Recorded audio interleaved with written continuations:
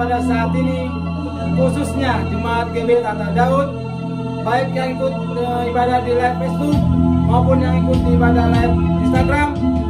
Selamat hari Minggu, selamat berjumpa kembali dalam ibadah Raya GBI Tata Daud. Mari Tuhan, mari umat Tuhan siap hatimu. Kita mau menyembah Tuhan, kita mau memuji Tuhan, kita mau memuliakan nama Tuhan. Katakan amin. Amin.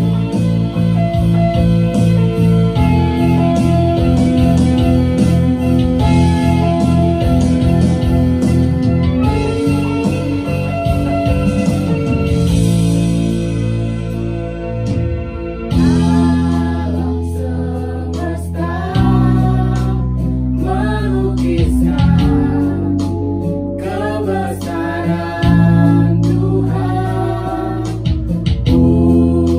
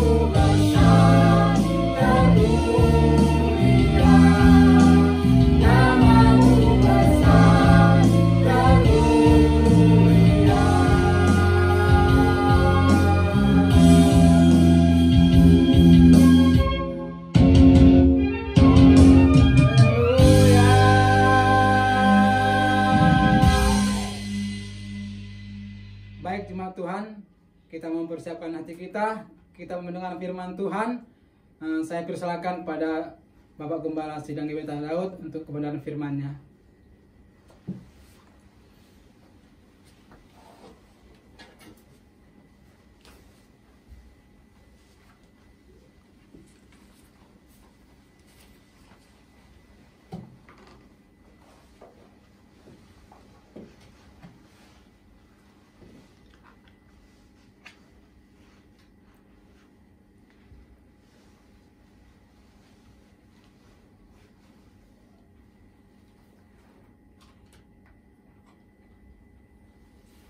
Haleluya, haleluya, haleluya. Sekali lagi, shalom umat Tuhan. Shalom. Puji Tuhan.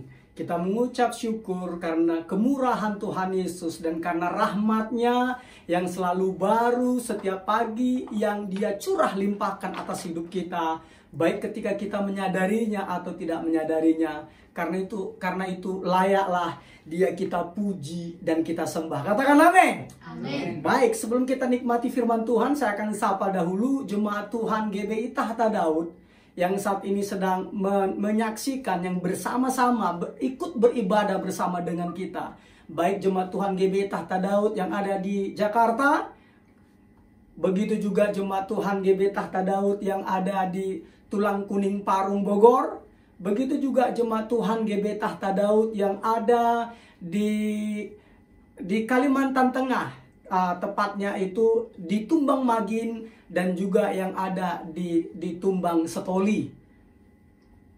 Oleh karena itu, mari umat Tuhan, sebelum kita menikmati firman Tuhan, yuk kita berdoa terlebih dahulu untuk firman Tuhan. Mari kita tundukkan kepala kita dan kita berdoa. Terima kasih Tuhan Yesus Kristus atas kesempatan pagi hari yang berbahagia ini. Kami dapat menikmati Engkau dan segala kebaikan-Mu Tuhan. Dan saat ini Tuhan Yesus, kami akan memuji, memuliakan nama-Mu. Dan kami Bapa akan menikmati kebenaran firman-Mu yang memerdekakan kami. Oleh karena itu Tuhan Yesus, berfirmanlah Engkau ya Roh Kudus, Maha Guru kami, penolong kami, ajar-ajari kami. Sehingga kebenaran firman-Mu Tuhan Yesus memerdekakan kami. Dan ketika kami Bapa dimerdekakan, kebenaran firman-Mu membuat kami memuji, memuliakan nama-Mu.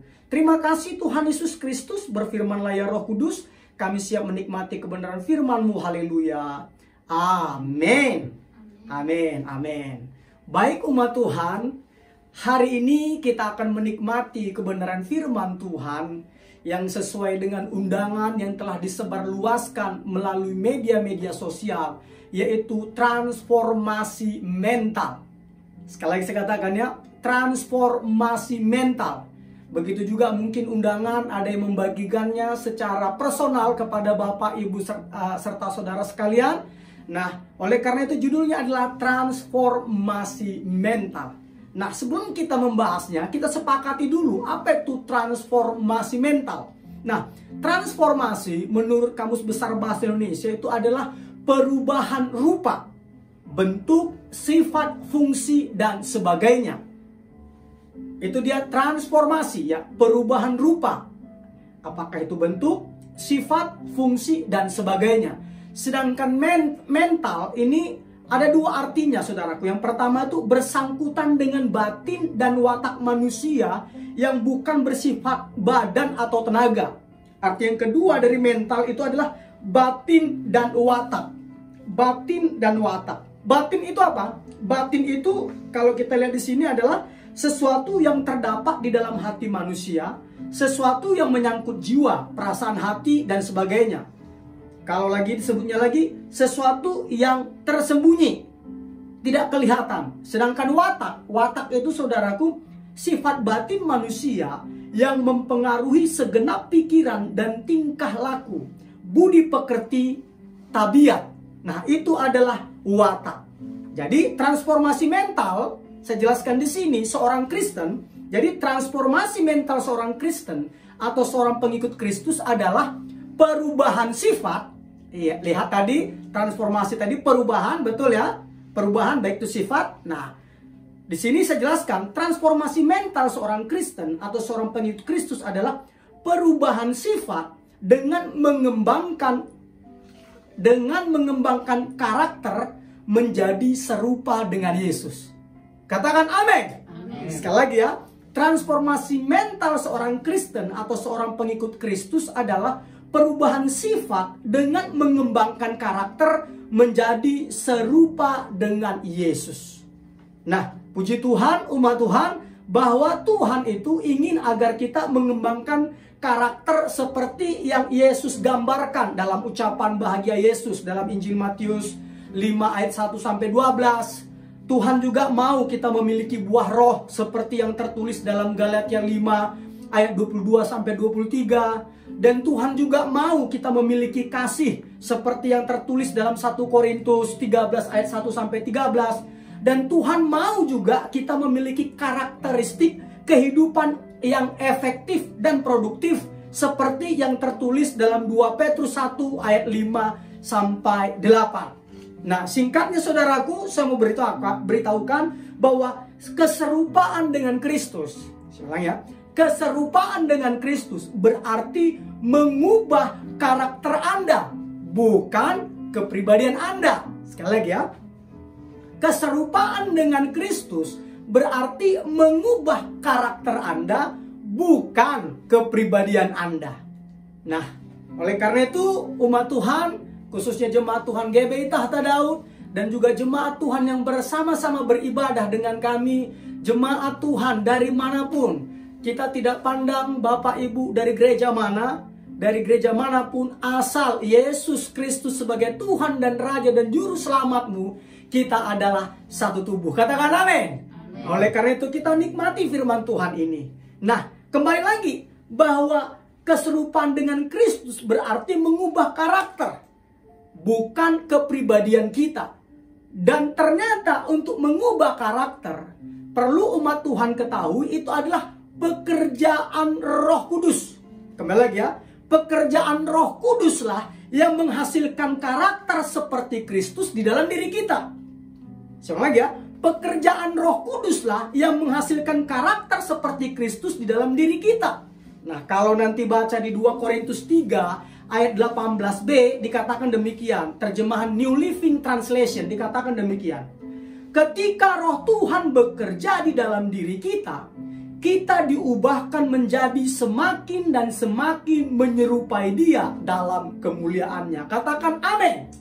Ini terjemahan saudaraku. Saya sudah jelaskan kan bahwa Alkitab Perjanjian Lama dan Perjanjian Baru itu dalam bahasa aslinya terdiri dari 11.280 kata dalam bahasa Ibrani, bahasa Arab maupun bahasa Yunani. Sedangkan ketika diterjemahkan ke dalam bahasa Inggris itu hanya 6.000 kata. Jadi ada 5.000-an kata yang belum bisa diterjemahkan, sehingga akhirnya Alkitab Perjanjian Lama dan Perjanjian Baru itu banyak terjemahannya, bukan tafsirannya loh ya, terjemahannya.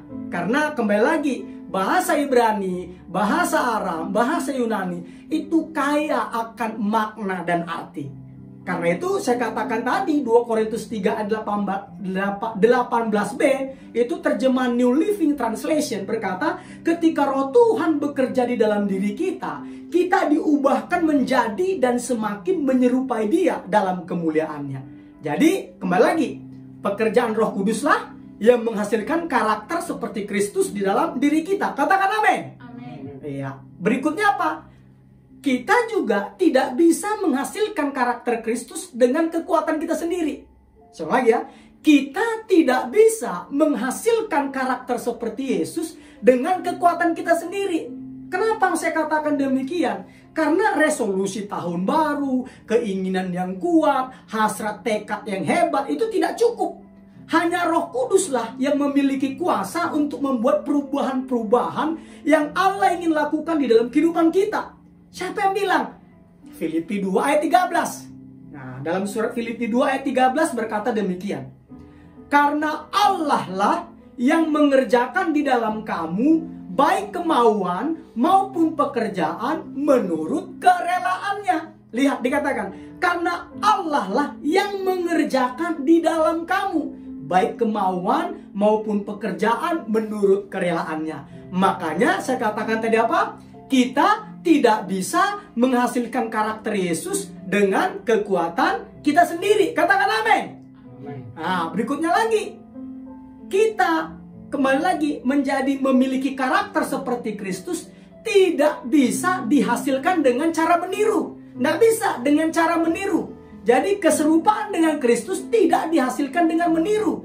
Tetapi bagaimana? Dengan ditinggali oleh Roh Kudus. Artinya apa? Kita mengizinkan Kristus untuk hidup melalui hidup kita. Surat Kolose 1 ayat 27b terjemahan bahasa Indonesia masa kini berkata begini. Rahasia itu ialah Kristus ada dalam dirimu. Nah, jadi kita mengizinkan Kristus untuk hidup melalui hidup kita. Sehingga kita bisa berkata, hidupku bukan lagi aku lagi, melainkan Kristus yang hidup di dalam hidupku. Hidup yang kuhidupi hari ini hidup oleh karena anugerah. Katakan amin. Amin. Nah, sudah paham ya bahwa transformasi mental pertama-tama itu tidak bisa dihasilkan, kembali lagi, tidak bisa dihasilkan oleh kekuatan kita sendiri. Yang kedua, bahwa transformasi mental itu karena pekerjaan Roh Kudus. Dan yang ketiga, transformasi tidak dihasilkan dengan meniru, tetapi dengan ditinggali oleh Roh Kudus. Katakan amin. Nah, caranya bagaimana? Nah, poinnya itu dia. Caranya bagaimana? Caranya kita, supaya kita mengalami transformasi mental, pertama caranya adalah kita harus bekerja sama dengan Roh Kudus untuk melakukan bagian kita. Katakan amin. Nah, jelas ya? Kita harus bekerja sama dengan Roh Kudus untuk melakukan bagian kita. Makanya nanti kalau jemaat Tuhan membaca Alkitab, kita akan melihat suatu kebenaran penting yang diilustrasikan berulang-ulang kali, bahwa Roh Kudus menyatakan kuasanya pada saat Anda mengambil langkah iman. Saya ya, Roh Kudus menyatakan kuasanya pada saat Anda mengambil langkah iman. Contohnya, ketika bangsa Israel diperhadapkan dengan sungai Yordan. Jadi waktu itu sungai Yordan, pada saat itu saudara mereka ingin menyeberang. Nah, waktu mereka ingin menyeberang, nah caranya bagaimana? Tuhan suruh para imam berjalan dulu, menginjakkan air ke sungai Yordan tersebut, sambil membawa tabut Allah. Nah, sambil dibawa. Jadi bukan tunggu terbelah dulu, tetapi mereka harus masuk dulu kakinya. Nah, ketika mereka masuk dan ketika mereka berada di tengah-tengah sungai Yordan, para imam dengan tabut perjanjian tersebut, maka air, kata Alkitab apa? Tersibaklah. Tersibak, terbelah, sehingga bangsa Israel dapat melaluinya. Artinya apa? Artinya ketika kita melangkah dengan iman, baru Allah berkarya, bekerja. Katakan amin. Haleluya, haleluya, haleluya. Nah, jadi artinya apa? Umat Tuhan, artinya jangan menunggu, contohnya merasa kuat atau yakin. Jadi bergeraklah di dalam kelemahan Anda, bukan dalam dosa maksud saya ya. Dosa tidak sama dengan kelemahan. Oke ya? Dosa sudah pasti kelemahan, tapi kelemahan belum tentu dosa, ingat ya. Nah, baru dengan melakukan hal yang benar, meskipun kita merasa takut atau ragu. Nah, makanya umat Tuhan, transformasi mental itu Alkitab menggambarkan tentang pertumbuhan itu adalah seperti sebutir benih. Apalagi dikatakan sebuah bangunan. Apalagi sebagai seorang anak yang sedang bertumbuh. Artinya apa? Artinya setiap metafora yang disebutkan tadi, benih, bangunan, seorang anak, itu membutuhkan partisipasi aktif. Artinya apa? Artinya adalah benih ya harus ditanam dan dirawat, ya kan? Kalau enggak bertumbuh dia. Begitu juga bangunan. Bangunan dia harus dibangun. Kalau enggak, dia enggak akan terjadi dengan sendirinya. Anak kecil ya harus dikasih makan dan bertumbuh. Katakan amin. Nah, makanya begitu juga di dalam pertumbuhan rohani kita memiliki mental seperti Kristus, tertransformasi kita menjadi memiliki mental seperti Kristus, itu juga membutuhkan usaha yang giat dan terus-menerus dari kita. Katakan amin. Amin. Nah, walaupun usaha tidak ada hubungannya dengan keselamatan. Jadi bagi Bapak, Ibu, serta saudara sekalian dapat mengikuti apa yang saya sampaikan ini secara detail itu di YouTube GBI Tahta Daud. Nama channelnya adalah Tahta Daud Channel. Tahta Daud Channel. Di situ sangat detail saya jelaskan. Jadi saya hanya menyampaikan poin-poin pentingnya saja. Nah, kembali lagi ya. Jadi walaupun usaha tidak ada hubungannya dengan keselamatan kita, namun usaha sangat berhubungan dengan pertumbuhan rohani kita. Makanya setidaknya ada 8 kali dalam perjanjian baru kita diperintahkan untuk mengusahakan pertumbuhan kita untuk menjadi serupa dengan Kristus. Itu tertulis nanti dalam Lukas 13 ayat 24, Roma 14 ayat 19, Efesus 4 ayat 3, 2 Timotius 2 ayat 15, Ibrani 4 ayat 11, Ibrani 12 ayat 14, 2 Petrus 1 ayat 5, 2 Petrus 3 ayat 14. Artinya apa? Artinya kita harus aktif berpartisipasi, mengusahakan, bukan pasif, tetapi proaktif. Katakan amin. Amin. Haleluya, haleluya, haleluya. Karena itu pertumbuhan rohani tidaklah berjalan secara otomatis. Dibutuhkan apa? Dibutuhkan komitmen yang terencana. Dibutuhkan komitmen yang terencana.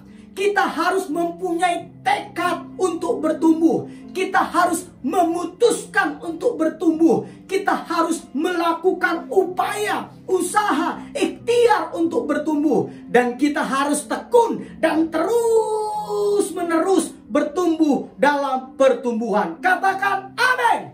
Amin. Haleluya, haleluya, haleluya, haleluya. Makanya umat Tuhan, Paulus berbicara di dalam Efesus 4 ayat 22 sampai 24, tanggung jawab kita untuk menjadi serupa dengan Kristus. Apa itu? Mari kita baca kitab kita. Efesus 4 ayat 22 24.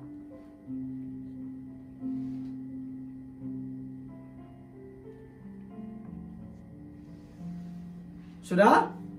Yuk, kita baca sama-sama ya. 1, 2, 3. Yaitu bahwa kamu berhubung dengan kehidupan kamu yang dulu harus menanggalkan manusia lama yang menemui kebinasaannya oleh nafsunya yang menyesatkan. 3. Supaya kamu dibaharui di dalam roh dan pikiranmu dan mengenakan manusia baru yang telah diciptakan menurut kehendak Allah di dalam kebenaran dan kekudusan yang sesungguhnya. Katakan amin. Jadi dari sini jelas sekali di ayat yang ke-22 dikatakan apa? Kita harus memutuskan untuk melepaskan cara-cara lama kita dalam bertindak. Kita harus melepaskan, menanggalkan cara-cara lama kita dalam bertindak. Dengan diawali apa? Diwakilkan oleh kata-kata apa? Harus menanggalkan manusia lama. Jadi kita harus melepaskan cara lama-lama kita dalam bertindak. Ayat yang ke-23 apa? Ayat yang ke-23 dikatakan kita harus mengubah pola pikir kita. Kita harus mengubah pola pikir kita. Diwakilkan oleh kata-kata di ayat 23 apa? Dibaharui di dalam roh dan pikiranmu. Nah, Alkitab berkata kita diubahkan oleh pembaharuan akal budimu. Itu Roma 12 ayat 2. Itu kata Yunaninya itu adalah metamorfosis, metamorposte. Nah, artinya apa? Artinya adalah ternyata ini juga digunakan nanti di dalam 2 Korintus 3 ayat 18 yang sebutkan tadi. Ini dipakai untuk menggambarkan perubahan yang mengagumkan dari seekor ulat menjadi kupu-kupu. Inilah gambaran yang indah dari apa yang terjadi kepada kita secara rohani ketika kita mengizinkan Allah mengarahkan pemikiran kita. Katakan amin. Haleluya, haleluya, haleluya. Dan di ayat yang ke-24 kita harus mengenakan manusia baru, kata Alkitab. Yaitu apa? Karakter Kristus dengan mengembangkan kebiasaan-kebiasaan baru yang saleh. Kembali lagi ya. Yang ke-24, kita harus mengenakan manusia baru. Memakai manusia baru, yaitu karakter Kristus dengan mengembangkan kebiasaan-kebiasaan yang baru dan saleh. Karakter Anda pada dasarnya merupakan kumpulan dari kebiasaan-kebiasaan Anda. Itu adalah apa yang biasanya Anda lakukan. Itulah disebut kebiasaan-kebiasaan, dan itu akan menjadi karakter Anda. Katakan amin. Nah, jadi artinya apa? Yang pertama tadi apa? Poin yang pertama, supaya kita mengalami transformasi mental. Pertama tadi apa? Poin pertama, kita harus bekerja sama dengan Roh Kudus untuk melakukan bagian kita. Itu poin pertamanya. Poin yang kedua, bagaimana supaya kita mengalami transformasi mental, menjadi serupa dengan Kristus. Yang kedua, itu adalah kita harus mengubah kemudi autopilot kita. Itu yang kedua. Kita harus mengubah kemudi autopilot kita. Artinya apa? Karena saya jelaskan di sini tadi ya, untuk mengubah kehidupan Anda harus mengubah pola pikir atau cara berpikir Anda. Kok bisa? Ya, karena di balik segala sesuatu yang Anda lakukan, ada sebuah pemikiran. Ada sebuah pemikiran. Kenapa? Karena setiap perilaku dimotivasi oleh kepercayaan atau keyakinan. Dan setiap tindakan didorong oleh sebuah sikap. Dan hebatnya, Allah telah menyatakan ini ribuan tahun sebelum para ahli psikolog memahaminya. Sebelum para ahli psikolog memahaminya, Tuhan sudah menyatakan ini ribuan tahun sebelumnya. Kita baca deh, Amsal 4 ayat 23.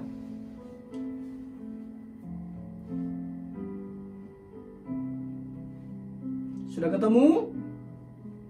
Yuk kita baca sama-sama. 1, 2, 3. Jagalah hatimu dengan segala kewaspadaan, karena dari situlah terpancar kehidupan. Jadi jelas sekali dikatakan, jagalah hatimu dengan segala kewaspadaan, karena dari situlah terpancar kehidupan. Nah, kalau di dalam terjemahan Today's English Version dikatakan demikian, hati-hatilah dengan caramu berpikir. Kehidupanmu dibentuk oleh pikiran-pikiranmu. Itu dikatakan. Nah, makanya saya katakan tadi poin kedua, yaitu mengubah kemudi autopilot kita. Analoginya begini ya, saya kasih contoh.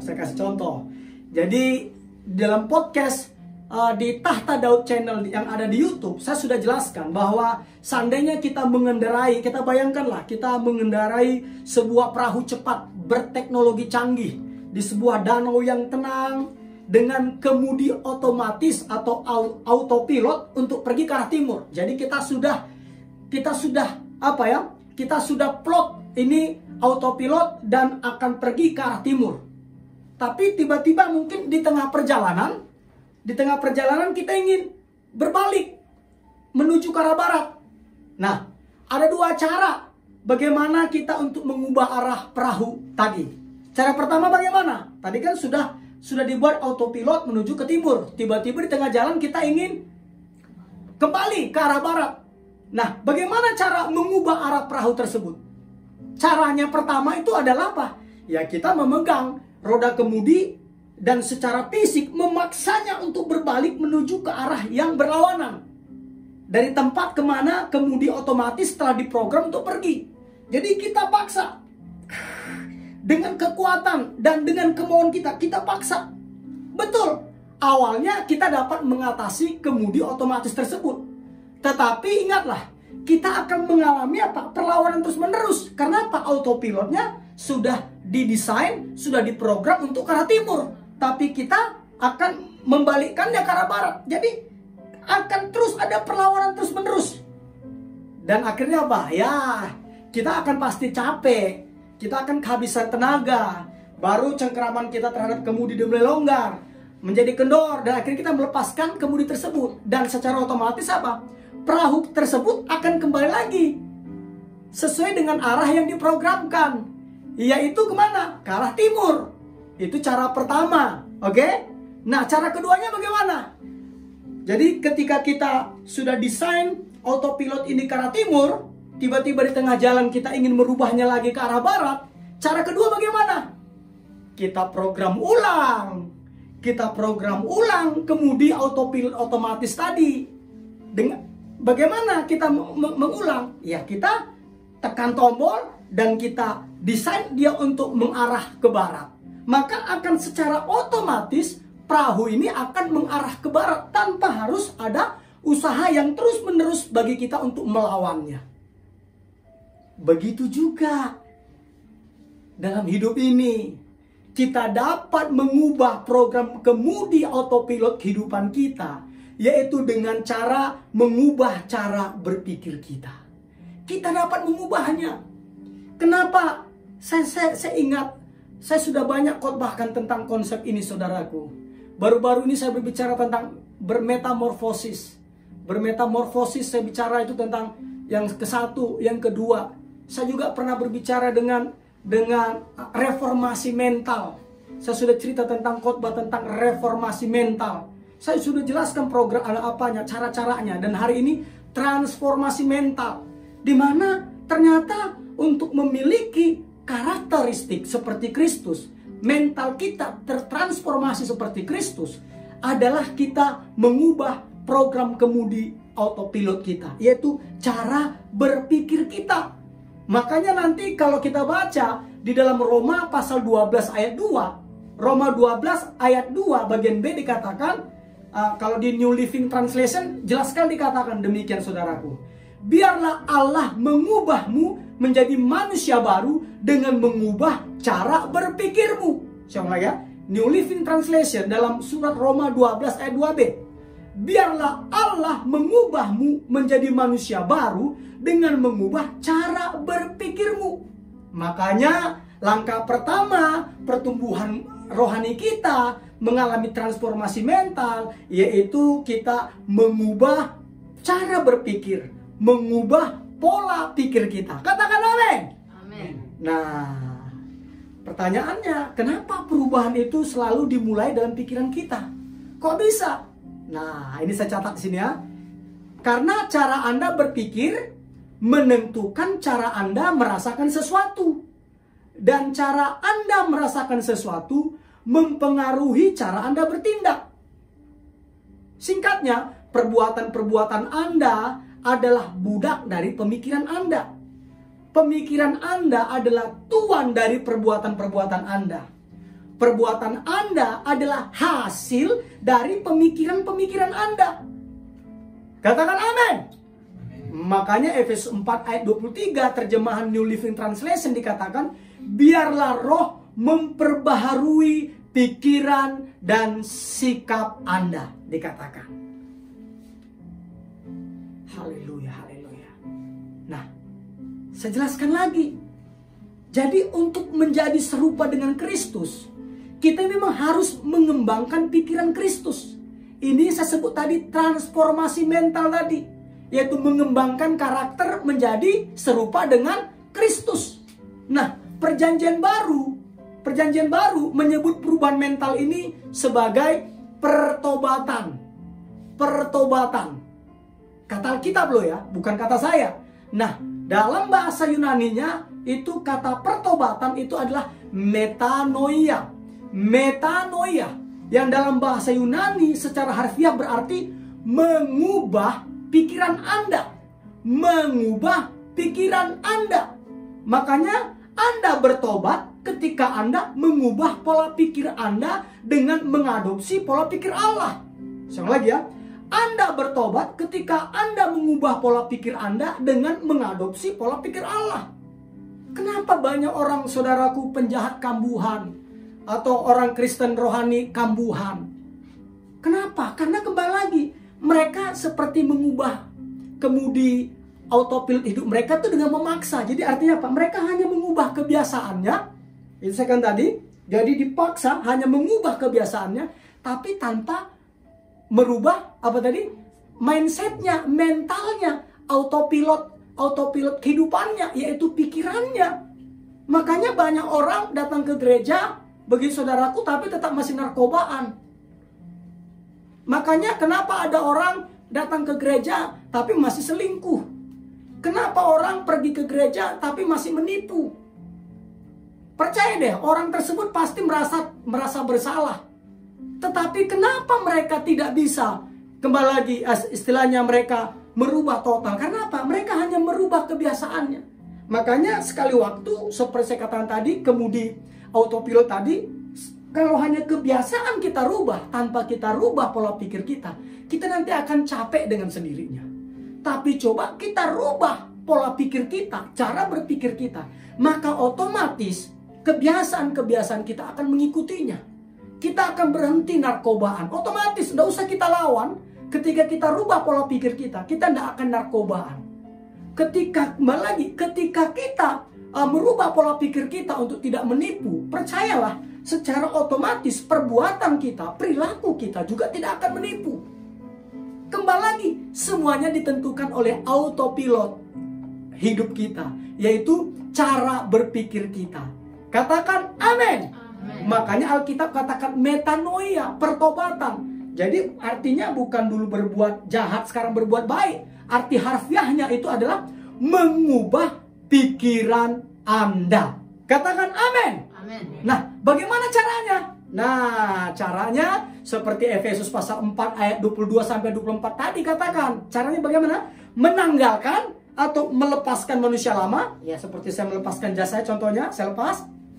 Baru dibaharui di dalam roh dan pikiran. Baru apalagi? Mengenakan atau memakai manusia baru melalui firman Tuhan. Firman Tuhan, katakan amin. Nah, caranya bagaimana? Nah, yang pertama itu kita harus menerima otoritas firman Tuhan. Nah, artinya apa? Alkitab harus menjadi standar yang berotoritas bagi kehidupan kita. Kompas yang kita andalkan untuk petunjuk arah hidup kita. Nasihat yang kita dengarkan untuk membuat keputusan-keputusan yang bijak. Dan patokan yang kita gunakan untuk menilai segala sesuatu. Artinya apa? Kita harus selalu, Alkitab harus selalu menjadi penentu dalam kehidupan kita. Katakan amin. Sekali lagi, Alkitab harus menjadi penentu dalam hidup kita. Haleluya, haleluya, haleluya. Nah, persoalannya banyak masalah muncul karena kita apa? Mendasarkan pilihan-pilihan kita kepada otoritas yang tidak dapat diandalkan lagi. Apa itu? Saya jelaskan di sini. Di podcast sangat jelas sekali. Di Tahta Daud Channel. Di YouTube Tahta Daud Channel. Saya jelas sekali di situ. Apa itu? Otoritas-otoritas yang tidak dapat kita andalkan lagi. Yang pertama budaya. Karena apa? Ya artinya karena semua orang melakukannya. Berikutnya apa? Tradisi. Tradisi artinya karena kita selalu melakukannya. Nalar atau logika. Karena sepertinya itu masuk akal. Dan yang keempat itu emosi. Ini rasanya pas deh. Sepertinya ini benar deh. Seperti itu. Nah, tetapi umat Tuhan, saya mau jelaskan. Keempat hal ini, yaitu budaya, tradisi, nalar atau logika, dan emosi, ini sudah rusak oleh peristiwa kejatuhan manusia dalam dosa. Makanya kita butuhkan adalah sebuah apa sekarang ini? Standar yang sempurna. Dan standar yang sempurna itu adalah firman Tuhan. Katakan amin. Amin. Karena kitab Amsal 30 ayat 5a dikatakan ini. Seperti ini. Saya baca ya. Amsal 30 ayat 5a. Semua firman Allah adalah murni.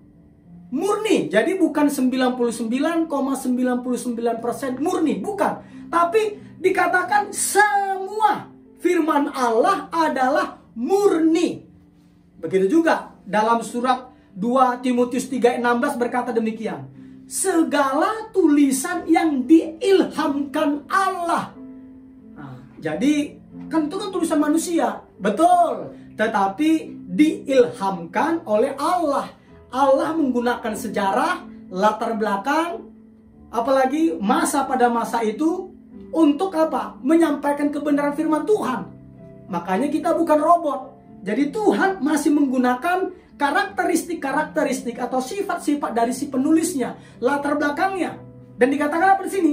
Segala tulisan yang diilhamkan Allah memang bermanfaat untuk mengajar, untuk menyatakan kesalahan, untuk memperbaiki kelakuan, dan untuk mendidik orang dalam kebenaran. Jadi, kembali lagi, kita harus apa tadi? Menerima Alkitab sebagai satu-satunya otoritas yang berotoritas atas kehidupan kita. Nah, di podcast saya sudah jelaskan bahwa selain dari keilahian Yesus, nah, Alkitab adalah firman Allah. Itu adalah yang paling banyak diserang oleh orang-orang Muslim. Mereka berkata bahwa Alkitab sudah dirubah. Padahal, itu kata mereka, padahal menurut Al-Quran, justru Al-Quran ada itu untuk membenarkan, untuk mengiyakan bahwa Alkitab adalah firman Allah. Bahkan Al-Quran ada itu untuk apa? Untuk menjaga Alkitab. Di mana tertulis? Kemarin sudah saya jelaskan di mana? Surah Al-Maidah 48. Di dalam surah Al-Maidah 48 jelas sekali, 48 jelas sekali dikatakan bahwa Al-Quran ada itu untuk membenarkan, mengiyakan Alkitab. Apa yang disebut Alkitab? Taurat, Injil, Zabur menurut mereka. Bukan hanya membenarkan, tetapi baca lagi berikutnya, dan menjaganya. Artinya apa? Menjaganya. Jadi kalau ada orang Islam, orang Muslim menuduh Alkitab kita diubah, berarti dia tidak sesuai dengan apa kata Al-Quran. Dan orang seperti itu jangan didengarkan. Katakan amin. Nah, tujuan saya ngomong seperti ini ada dua kemarin. Yang pertama, supaya orang-orang Muslim stop menyerang otoritas Alkitab adalah firman Allah. Itu tujuan saya yang pertama. Tujuan yang kedua saya katakan supaya kita orang-orang Kristen, pengikut-pengikut Yesus, kembali lagi kita ini jadi makin menetapkan, makin mengokohkan iman kita bahwa Alkitab adalah satu-satunya otoritas tertinggi atas hidup kita. Katakan amin. Jadi jangan membanding-bandingkan. Kemarin saya beritahukan begitu. Dan ketika saya beritahukan ada yang bertanya, Pak, bukankah kita di sekolah teologi kita ada belajarkan agama yang lain? Bukankah kita belajar sejarah agama yang lain? Saya katakan kepada saudara tersebut, dan saya senang sekali, orangnya santun sekali. Yang bertanya ini orangnya santun sekali. Saya katakan, kita belajar agama lain di sekolah teologi bukan untuk membandingkan Alkitab ini benar atau kagak. Bukan. Kita bukan itu tujuannya. Kita belajar agama orang lain supaya kita dapat memahami pemikiran-pemikiran mereka. Dan juga supaya kita ini efektif memberitakan Injil kepada mereka. Itu tujuannya. Nah, kita belajar sejarah. Kita belajar sejarah bukan karena kita meragukan keabsahan Alkitab. Kita belajar sejarah supaya kita mengerti dengan benar bahwa proses Alkitab, terjadinya Alkitab adalah begitu detailnya, begitu terukurnya, dan hingga hari ini tetap otentik. Jadi setiap orang, khususnya orang-orang Muslim yang berkata bahwa Alkitab telah diubah, mereka tidak dapat membuktikannya. Mereka hanya menuduh tanpa ada bukti. Dan itu disebut fitnah. Kalau engkau menuduh, engkau harus membuktikannya. Di dalam pengadilan harus punya apa? 2-3 alat bukti. Kalau enggak punya, diam. Jangan ngomong apa-apa. Kalau enggak, kamu adalah memfitnah. Oke? Nah, saya jelaskan ini. Jadi kita, apalagi saya katakan bahwa kita harus menerima Alkitab sebagai satu-satunya sumber yang paling berotoritas dalam hidup kita. Katakan amin. Oh, haleluya. Katakan amin. Amin. Apalagi, nah, karena saya katakan tadi kita harus sekarang hanya firman Allah lah yang dapat memenuhi standar yang sempurna. Karena saya katakan tadi apa? Karena budaya, tradisi, nalar atau logika, emosi sudah tidak dapat diandalkan lagi. Jadi kita memerlukan standar yang sempurna. Dan yang standar sempurna itu adalah firman Allah. Oleh karena itu kita harus menerima bahwa Alkitab adalah satu-satunya sumber yang paling berotoritas atas hidup kita. Katakan amin. Artinya apa? Setiap kita mau melakukan sesuatu, kita harus apa? Melihat dari sudut pandang Alkitab. Artinya apa? Jangan melakukan sesuatu yang bertentangan dengan Alkitab. Kita harus selaras, seirama dengan Alkitab. Katakan amin. Yang kedua apa? Nah, kedua, kita harus menerima, membaca, meneliti atau mempelajari, mengingat atau menghafal, dan merenungkan kebenaran firman Allah dengan cara meditasi. Meditasi maksud saya itu adalah memusatkan pikiran dan perasaan kita kepada firman Allah. Nah, jadi kita harus apa? Kita harus menerima Alkitab, membacanya, meneliti dan mempelajarinya, mengingat atau menghafalnya, dan merenungkan firman Allah itu dengan cara meditasi, memusatkan pikiran dan perasaan kita kepada firman Allah. Dan hebatnya umat Tuhan, merenungkan kebenaran firman Allah secara serius. Sekali lagi ya, merenungkan kebenaran firman Allah secara serius adalah kunci. Adalah kunci dari doa yang dijawab dan rahasia dari kehidupan yang berhasil. Katakan amin. Oh, kita baca dulu deh aminnya, saudara-saudaraku, supaya lebih mantap gitu kan. Yohanes 15 ayat 7. Sudah ketemu? Yohanes 15 ayat 7. Yuk kita baca sama-sama. 1, 2, 3. Jikalau kamu tinggal di dalam aku dan firmanku tinggal di dalam kamu, apa dibilang? Mintalah apa saja yang kamu kehendaki dan kamu akan menerimanya. Ini adalah kunci doa yang dijawab. Yaitu ketika kita tinggal di dalam Tuhan dan firman Tuhan tinggal di dalam kita, mintalah apa saja yang kita kehendaki dan kita akan menerimanya. Sekali lagi katakan amin. Amin. Apalagi Yosua 1 ayat 8. Yosua 1 ayat 8. Sudah ketemu? Ini kunci keberhasilan. Tadi doa yang dijawab, sekarang kunci keberhasilannya. Yosua 1 ayat 8. Yuk kita baca sama-sama. 1, 2, 3. Janganlah engkau lupa memperkatakan kitab Taurat ini, tetapi renungkanlah itu siang dan malam, supaya engkau bertindak hati-hati sesuai dengan segala yang tertulis di dalamnya. Sebab dengan demikian apa? Perjalananmu akan berhasil dan engkau akan beruntung. Katakan amin. Tadi kunci doa yang dijawab. Sekarang kunci kita menjadi berhasil dan beruntung. Satu lagi ayatnya di dalam Mazmur 1 ayat 2 dan 3.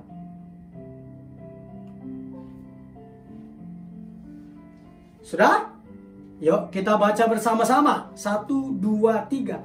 Tetapi yang kesukaannya ialah Taurat Tuhan, dan yang merenungkan Taurat itu siang dan malam. Ayat 3. Ia seperti pohon yang ditanam di tepi aliran air, yang menghasilkan buahnya pada musimnya, dan yang tidak layu daunnya. Apa saja yang diperbuatnya berhasil. Katakan amin. Jadi ini adalah merenungkan firman Tuhan adalah kunci doa yang dijawab dan kunci dari kehidupan yang berhasil. Katakan amin. Oh, haleluya, haleluya, haleluya. Dan yang ketiga saudaraku, karena kita harus mengandalkan standar yang sempurna, dan yang sempurna itu adalah firman Allah, karena semua firman Allah adalah murni. Kata Amsal katakan tadi. Yang ketiga itu kita, artinya saudaraku adalah kita harus menerapkan prinsip-prinsip firman Allah. Jadi ketiga itu kita harus menerapkan, mempraktekkan prinsip firman Allah. Makanya saya catat di sini ya, menerima, kita udah menerima firman Allah, membaca firman Allah, meneliti firman Allah, menghafal atau mengingat firman Allah, merenungkan firman Allah. Saya jelaskan di sini, tidak ada artinya jika kita tidak menerapkannya, jika kita tidak mempraktekkannya. Katakan amin. Kita harus menjadi apa? Pelaku firman. kita harus menjadi pelaku firman. Jadi tidak cukup kita hanya menerima Alkitab, membaca Alkitab, meneliti Alkitab, menghafal ayat Alkitab, merenungkan firman Tuhan. Tidak ada artinya jika kita tidak menerapkannya, jika kita tidak mempraktekkannya. Kita harus menjadi pelaku firman. Katakan amin. Amin. Kita baca Yakobus 1 ayat 22.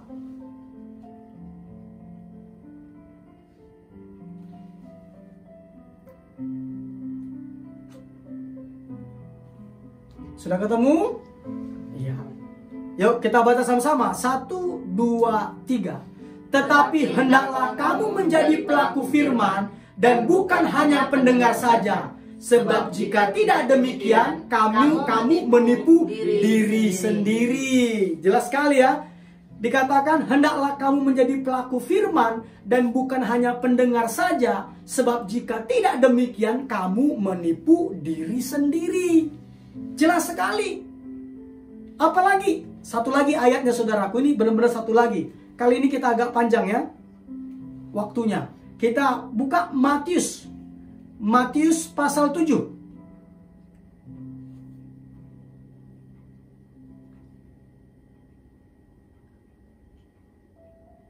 Ayat 26 sampai 27.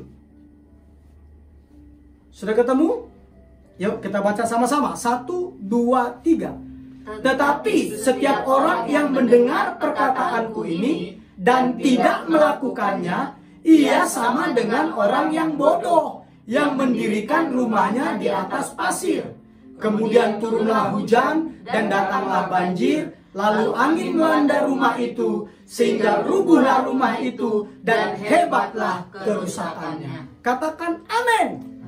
Yesus lebih tegas lagi bahwa orang yang mendengarkan perkataan Tuhan, firman Tuhan, tetapi tidak melakukannya, dikatakan ia sama dengan orang bodoh. Bukan seperti orang bodoh dikatakan. Ia sama dengan orang bodoh yang mendirikan rumahnya di atas pasir. Kemudian turunlah hujan dan datanglah banjir, lalu angin melanda rumah itu sehingga rubuhlah rumah itu dan hebatlah kerusakannya. Jadi artinya apa? Kita harus menjadi pelaku firman. Katakan amin.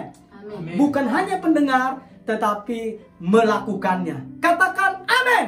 Amin. Nah, ini analoginya gimana? Nah, analoginya ini contohnya tentang diet deh. Tentang diet ya. Jadi contohnya kita mau diet. Ya, kita percayalah tentang beberapa cara diet yang sukses. Jadi contohnya badan yang makmur, ingin kelihatan proporsional, itu kan? Jadi indah dipandang, kan begitu kan?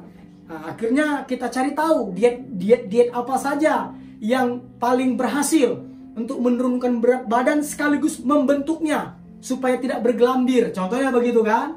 Nah, kita kan akhirnya kita percaya contohnya, diet A dan diet B. Nah, setelah kita percaya, ya kita akhirnya membaca. Gimana sih caranya? Kan gitu kan? Kita teliti, kita baca, kita teliti, kita pelajari, kita ingat nih pelajaran kita tadi udah. Baru kita renungkan, artinya kita memusatkan pikiran kita, perasaan kita kepada metodologi diet yang berhasil ini. Oke, sudah? Kita dilakukan semua. Tapi, kembali lagi, saya mau beritahukan, tanpa diaplikasikan, ya, ilmu diet yang engkau ketahui, itu tidak ada gunanya sama sekali.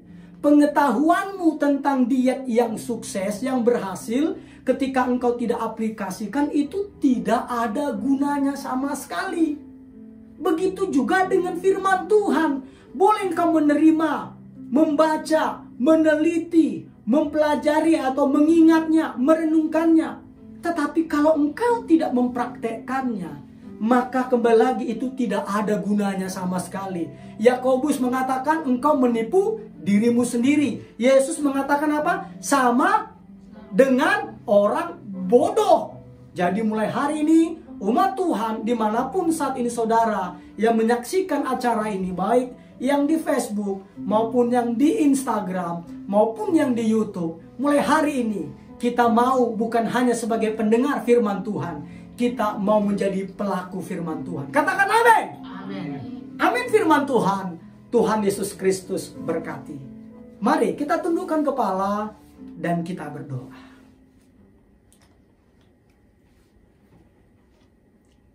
Terima kasih Tuhan Yesus Kristus untuk kebenaran firman-Mu pada pagi hari ini.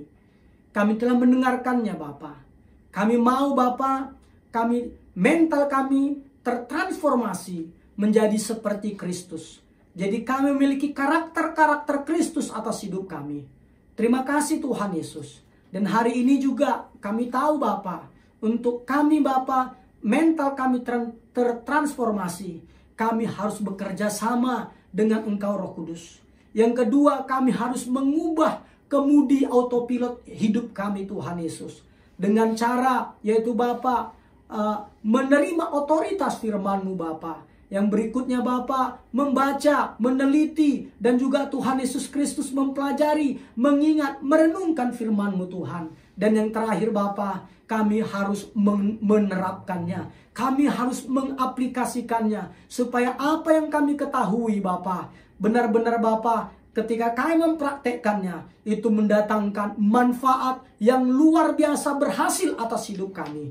Terima kasih Tuhan Yesus, terima kasih. Meteraikan kebenaran firman-Mu dalam hidup kami masing-masing Tuhan. Dan jadikanlah kami menjadi pelaku-pelaku dari kebenaran firman-Mu.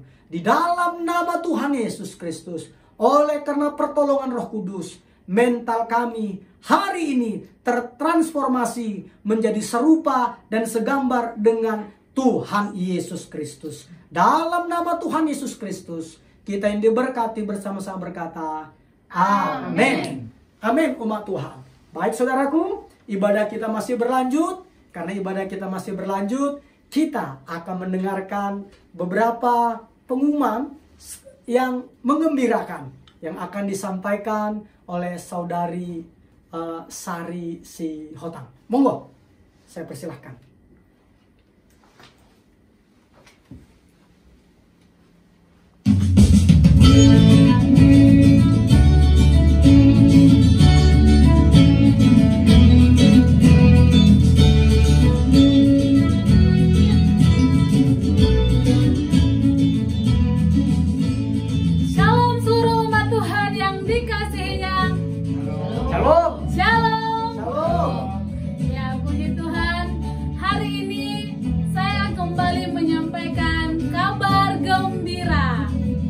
Bergembira yang pastinya yang mendapatkan giveaway dari 50 episode kehidupan yang dikendalikan oleh tujuan yang alkitabiah.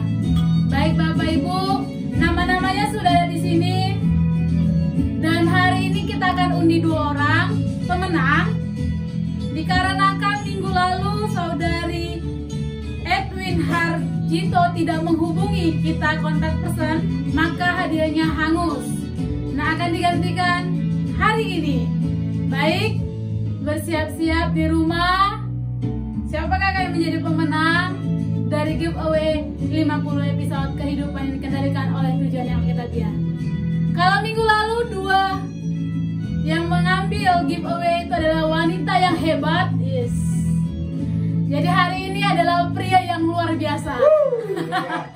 Ya, pria yang luar biasa yang pastinya yang bagian dari hidup para wanita yang luar biasa juga ya. Jadi hari ini ada kepada Bapak Julius, silahkan saya persilakan ke depan untuk mencabut, dan kepada Bang Martin, Pak Pahan.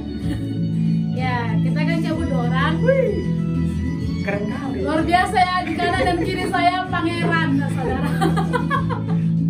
Ya, kita akan undi. Siap-siap, tulang dulu. Ya, diundi tulang. Ngobrol ya saudara-saudara. Ya, coba tahu. Soalnya dari pemenang yang belum. Ya, 1. Oke. Kita akan hitung 3 dan akan dibacakan oleh Bapak Julius. 1, 2, 3. Melisa Aprilia. Selamat kepada Bu Melisa, ternyata Bu Melisa saudara. Dan satu lagi kepada Bang Martin, silakan. Ya, yang ini adalah minggu lalu yang ngambil ya, yang cabut. yang tidak ambil hadiahnya. Edwin Harjito. Ya, untuk Edwin Harjitonya. Silakan kepada Bang Martin. Dalam hitungan ketiga kita akan dengarkan, akan dibacakan oleh Bang Martin. 1, 2,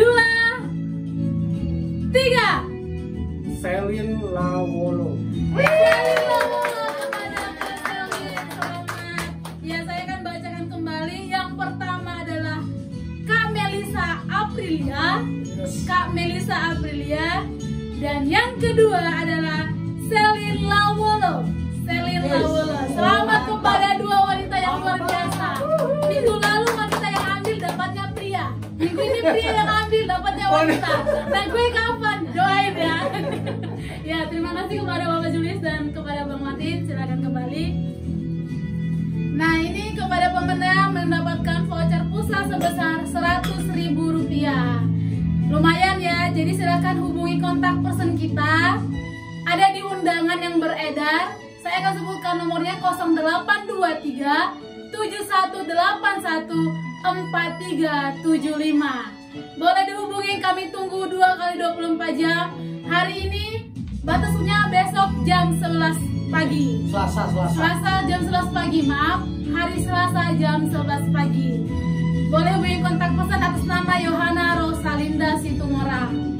Nah, Bapak Ibu yang mau menjadi pemenang berikutnya, silahkan ikuti persyaratannya. Yang pertama, subscribe akun YouTube Tahta Daud Channel. Kemudian share sebanyak-banyaknya. Dan jangan lupa di like dan komentarnya. Dan bagi Bapak Ibu yang sudah subscribe, terima kasih kami ucapkan. Yang belum, silahkan monggo untuk subscribe. Nah, dan ini giveaway-nya dalam program 50 episode kehidupan yang dikendalikan oleh tujuan yang Alkitabiah, yang diadakan ibadah di aplikasi Zoom berbayar setiap hari Selasa dan hari Kamis jam 8 malam, dan live ke Facebook Tahta Daud. Nah, Bapak Ibu yang mau bergabung beribadah, silakan hubungi kontak person juga, meminta ID dan passwordnya. Nah, bagi jemaat Tuhan yang sudah mengikutinya, kami mengucapkan terima kasih. Yang belum dapat, jangan berkecil hati, ikuti terus sampai menjadi pemenang berikutnya. Yes. Semangat ya, semangat. Termasuk saya, oke. Ya. Pengumuman kita minggu ini, hari Rabu. Hari Rabu jam 8 malam, GBI Tahta Daud mengadakan acara talk show secara live di Instagram bersama dua hamba Tuhan yang luar biasa, yaitu Gembala Sidang GBI Tahta Daud Pastor Tommy Ringo bersama Bapak Eko Wibowo, seorang pengusaha dan juga setia melayani di CBM. Baik, boleh bergabung hari Rabu di IG-nya GBI Tahta Daud jam 8 malam. Dan hari Minggu jam 10 pagi kita akan bertemu dalam ibadah live streaming seperti hari ini yang dilayani oleh Pastor Tommy Ringo. Dan juga bagi Bapak Ibu, saya ingatkan kembali, jangan lupa ikuti acara kita 50 episode kehidupan yang dikendalikan oleh tujuan yang Alkitabiah. Nah, serangkaian ibadah yang saya sebutkan, Bapak Ibu dapat mengaksesnya pada akun FB Tahta Daud Channel dan juga Tommy Ringo, IG-nya GBI Tahta Daud dan YouTube-nya Tahta Daud Channel. Kami sangat menunggu partisipasi Bapak Ibu untuk mensubscribe agar kita memperoleh 1000 dan kita bisa live secara langsung di YouTube. Yes. Dan bagi yang sudah, terima kasih kami ucapkan sebanyak-banyaknya. Dan kami juga mengucap syukur buat hari ini bisa melakukan live lagi bersama Bapak Ibu yang mengikuti ibadah. Kami ucapkan terima kasih sebanyak-banyaknya. Dan kami tunggu terus partisipasinya minggu depan untuk bergabung bersama kami. Dan ajak teman, saudara, kerabat, dan juga kenalannya untuk beribadah bersama kita. Amin. Dan kami mau nyapa buat Gereja Bapak Yaris Manjai, selamat bergabung bersama kami. Tetap semangat buat seluruh jemaat yang ada di GPSK, Gereja Persekutuan Sidang Kristus yang ada di Kalimantan Barat. Nah, Bapak Ibu, kita kita akan mengakhiri ibadah kita. Namun sebelumnya kita akan menaikkan setiap doa kita kepada Tuhan. Dan saya persilakan kepada Ibu Gembala untuk berdoa syafaat.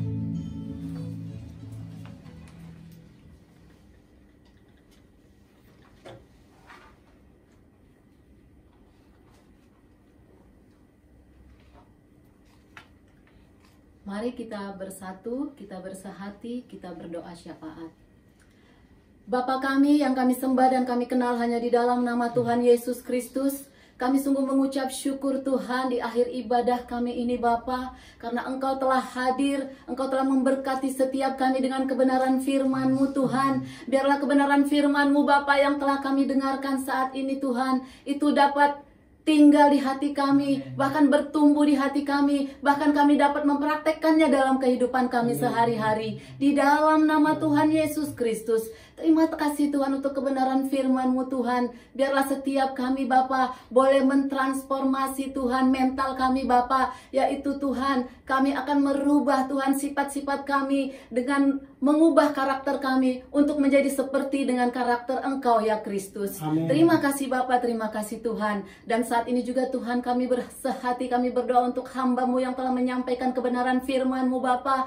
Mari Tuhan Engkau terus urapi dia dengan kuat kuasa yang daripada-Mu. Perlengkapi ia terus Tuhan untuk menjadi alat-Mu yang luar biasa, yang memberkati banyak orang, yang membawa jiwa-jiwa lebih banyak lagi kepada-Mu untuk menjadi pengikut-pengikut Engkau ya Tuhan Yesus. Berkati kesehatannya Bapa, berkati program-programnya Tuhan, berkati kerinduan-kerinduannya Bapa, bahkan kerinduannya yang terkecil sekalipun yang tidak pernah ia ucapkan, Engkau lah Tuhan yang merealisasikan di dalam kehidupannya. Di dalam nama Tuhan Yesus Kristus, dan secara khusus kami terus berdoa untuk kesehatannya Bapa. Oleh karena kemurahan dan kebaikan-Mu, biarlah Engkau Tuhan memberikan kesehatan, bahkan umur yang panjang. Di dalam nama Tuhan Yesus Kristus. Terima kasih Bapa, terima kasih Tuhan. Dan saat ini juga Tuhan kami berdoa untuk seluruh anak-anak Tuhan yang beribadah bersama kami saat ini Bapa, baik itu melalui live Facebook, bahkan live Instagram Tuhan. Biarlah Tuhan berkat-Mu yang melimpah tercurah untuk setiap kami. Apapun yang menjadi kerinduan dan pergumulan hidup kami, Engkaulah Tuhan yang memberkati kami. Engkaulah yang menjadi jalan keluar bagi kami. Engkaulah yang menjadi penolong bagi kami. Di dalam nama Tuhan Yesus Kristus. Terima kasih Bapa, terima kasih Tuhan, terpuji nama-Mu. Dan saat ini juga Tuhan, kami mau berdoa untuk secara khusus seluruh jemaat-Mu Tahta Daud Bapa, baik itu yang ada di Jakarta, baik itu juga Tuhan yang ada di Tulang Kuding, bahkan di Poncol Papa, di Parung, bahkan begitu juga seluruh jemaat-Mu yang ada di Kalimantan Tuhan. Engkau juga yang senantiasa menyertai setiap mereka Bapa. Engkau terus mengikat kami dengan tali kasih-Mu, walaupun kami Tuhan tidak bertemu secara badan, tetapi kami percaya Tuhan Engkau menyatukan kami dengan Roh-Mu. Di dalam nama Tuhan Yesus Kristus. Dan Engkaulah Tuhan yang menjadi pelindung dan yang menjadi memberkati untuk setiap kami. Di dalam nama Tuhan Yesus Kristus. Dan saat ini juga Tuhan kami mau berdoa Bapa untuk bangsa kami tercinta, untuk negara kami tercinta Indonesia Tuhan. Tuhan Yesus, di masa-masa pandemi COVID-19 ini Tuhan, yang dimana juga Tuhan masih belum mereda, bahkan makin banyak orang yang terjangkit Tuhan. Oleh karena itu saat ini kami sehati, kami sepakat, kami berdoa kepadamu Bapa, memohon kemurahan-Mu, memohon belas kasihan-Mu. Berkatilah Indonesia Tuhan, pulihkanlah Indonesia Tuhan. Di dalam nama Tuhan Yesus Kristus, biarlah kiranya Tuhan pandemik ini boleh berlalu, dan Indonesia Tuhan benar-benar Engkau lepaskan Tuhan dari COVID-19 ini di dalam nama Tuhan Yesus Kristus. Dan untuk kami seluruh bangsa Indonesia ini Tuhan, buat kami Tuhan disiplin Bapa, buat kami mengikuti aturan-aturan pemerintah Tuhan, karena kami tahu Tuhan COVID-19 ini Tuhan bukan hanya menyangkut keselamatan kami, tetapi juga menyangkut keselamatan orang banyak Tuhan. Jika kami tertular dan kami menjadi pembawanya Bapa, maka itu akan lebih banyak lagi yang tertular. Oleh karena itu Tuhan, biarlah apa yang telah pemerintah tetapkan mengenai Tuhan prosedur COVID-19 ini boleh kami ikuti dengan kesadaran Tuhan di dalam nama Tuhan Yesus Kristus. Dan saat ini juga kami berdoa untuk pemerintah kami, Bapak Jokowi dengan wakilnya, bahkan seluruh jajaran menteri-menterinya. Engkaulah juga Tuhan yang senantiasa memberkati mereka. Engkaulah juga Tuhan yang senantiasa memberikan kekuatan bagi mereka. Engkau ikat mereka dengan tali kasih-Mu Tuhan, sehingga mereka satu tujuan, satu visi, satu misi, yaitu hanya untuk kemajuan bangsa kami Indonesia ini. Di dalam nama Tuhan Yesus Kristus.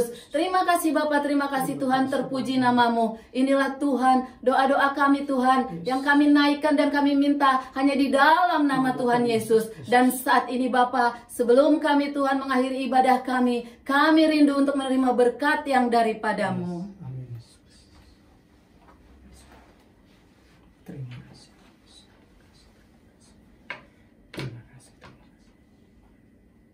Kekasih-kekasih Tuhan Yesus Kristus, mari angkat kedua tanganmu dengan iman dan terimalah berkat. Dalam nama Bapa dan Putra dan Roh Kudus, di dalam nama Tuhan Yesus Kristus. Diberkatilah tubuhmu dengan kesehatan yang prima. Amin. Diberkatilah hari-harimu dengan nikmat dan umur yang panjang. Amin. Diberkatilah keuanganmu dengan berlimpah-limpah. Diberkatilah keluargamu dengan keamanan dan kebahagiaan. Diberkatilah bisnis, usaha, pekerjaan, dan studimu dengan keberhasilan dan keberuntungan. Tuhan memberkati engkau dan melindungi engkau. Tuhan menyinari engkau dengan wajahnya dan memberi engkau kasih karunia. Tuhan menghadapkan wajahnya kepadamu dan memberi engkau damai sejahtera.